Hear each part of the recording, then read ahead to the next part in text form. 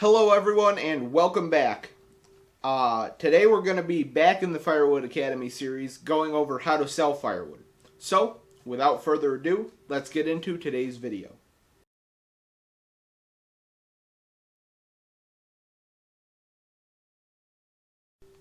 Selling firewood may not make you rich, but if you know what you're doing, it'll provide you with a small to moderate supplementary income that'll remain stable throughout the cold weather season. Read up on any state regulations concerning the sale of firewood, and once you have these details figured out, you can begin selling your wood.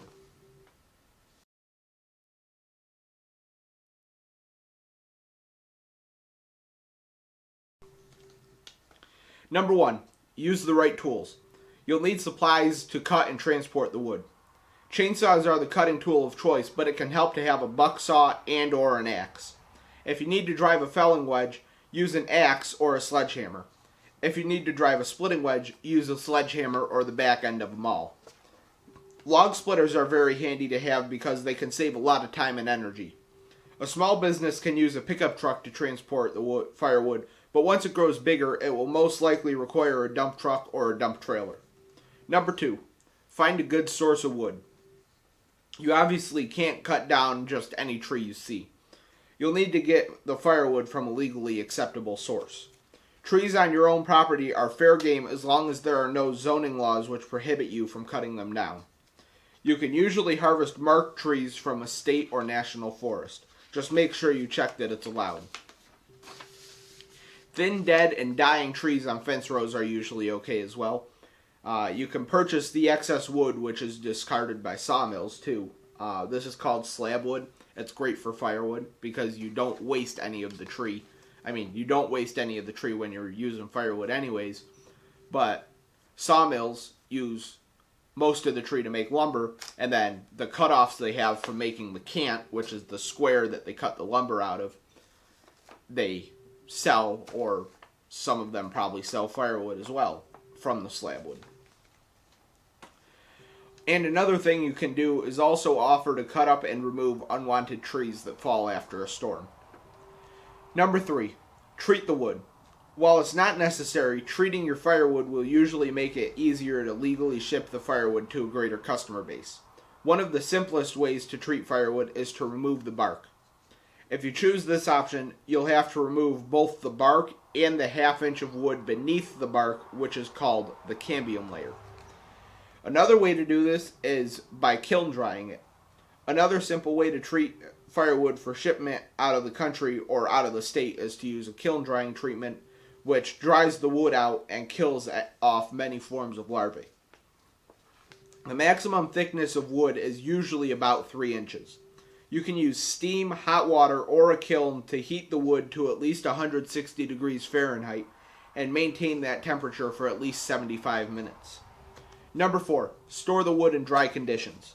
Store the prepared firewood in neatly stacked bundles and keep those bundles in a dry location.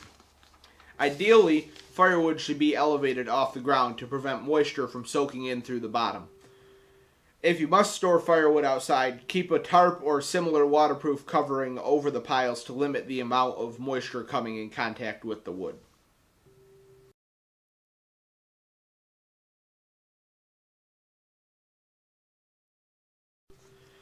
Number 1, obtain state approval. While each state has its own process, nearly every state will require you to fill out an application permitting you to sell firewood. Obtain the application, fill it out, sign it, and take it to a state forestry office for approval. After being approved, you'll likely be issued a stamp or tickets that can be used to label your bundles. Your name will also be added to a list of state-approved vendors. You'll need a separate application for each county you plan to harvest wood in and for each separate type of firewood. Number 2, renew your application each year.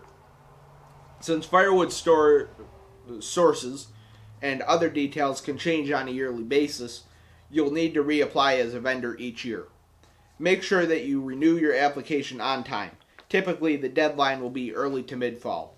Number 3, it's a lot easier to only sell firewood within the state.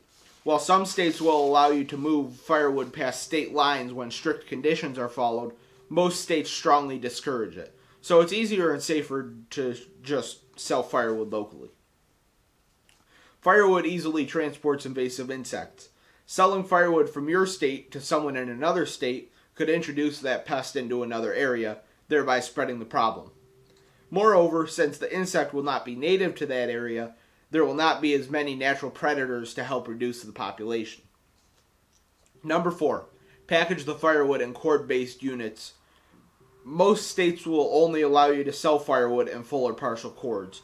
A cord is a stack of firewood which is 128 cubic feet. That means a face cord, which is a third of a cord, is about 42 and 2/3 of a cord, and a half a cord is 64 cubic feet, and a quarter of a cord is 32 cubic feet. The dimensions of a stack do not need to be precise, as the total volume equals the correct amount. The most common way to stack a full cord is a stack which is 4 feet wide, 4 feet tall, and 8 feet long. But another common way to stack a full cord is a stack which is 2 feet wide, 4 feet tall, and 16 feet long. You're not allowed to sell firewood using terms like rack, pile, or truckload. Number 5. Pay taxes. No matter how much firewood you sell, the moment you decide to become a firewood vendor and apply for permission to do so, you also become a small business. Since you become a small business, you need to pay small business taxes. You'll also need to pay federal or state self-employment taxes. If you make below a certain amount of money, you may not owe business tax, but the income will still be taxable. This amount can vary from state to state.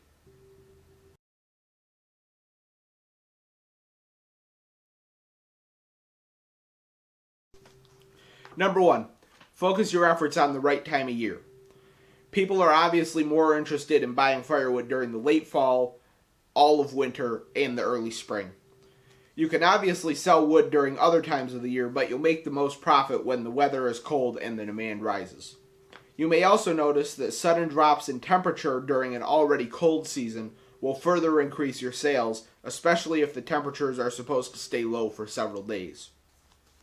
Number 2. Put up a sign. This is the most traditional way to sell firewood, and in some situations it might prove the most useful. Find the nearest busy road and put up a firewood for sale sign. Include a phone number on the sign so that people know who to contact and how to contact them. Another take on this method is to set up a roadside stand. You can park your truck or trailer by the side of the road full of firewood with a for sale sign on the wood. Number 3. Advertise in the newspaper. Since most of your firewood sales will come from local sources, putting a small ad in the local newspaper will usually help out. Take out a low-cost ad which has your phone number and says firewood for sale. Number 4. Spread the word. Word of mouth is usually the best marketing resource for a small business. If you make your customers happy, encourage them to spread the word to their friends. You can also let your friends, relatives, co-workers, and acquaintances know about your business. Consider printing out some business cards and include a business card or two with each sale and pass them around to people who are potentially interested. Number 5. Sell online. Even if you only intend to sell firewood locally, having a sales presence on the internet can be a good idea. Set up a website or blog that allows customers to make purchases online. Make a page for your firewood business on Facebook, Twitter, Pinterest, or other social media sites. You can also post an ad on Craigslist or Facebook Marketplace or another online classifieds website. Number 6. Offer delivery services. If you're selling the firewood from home, most buyers will call in their orders and ask you to deliver the wood they buy. Since most firewood is purchased during notably cold days, customers will usually want a fast delivery. Make sure that you have enough time to make the delivery and provide estimates that will give you plenty of extra time. For example, if you think you can deliver the firewood the next day, you should still say that the delivery could take up to 3 or 4 days. Receiving something early never bothers someone nearly as much as receiving something late. Number 7. Provide buyers with a receipt. You're legally required by most states to provide each customer with a receipt when a purchase is made and delivered. This receipt should include information about both the seller and buyer, including names, addresses, and phone numbers. The kind and amount of wood purchased should be noted as well as the price paid. You should also include the date of delivery or the date of shipment and the cost of delivery. Number 8, keep a list of customers.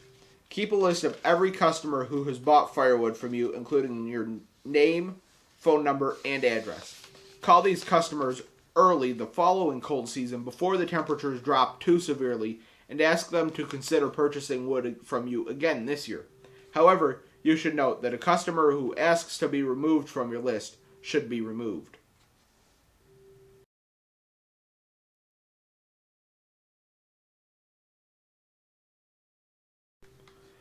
I hope you guys liked this video and learned something new.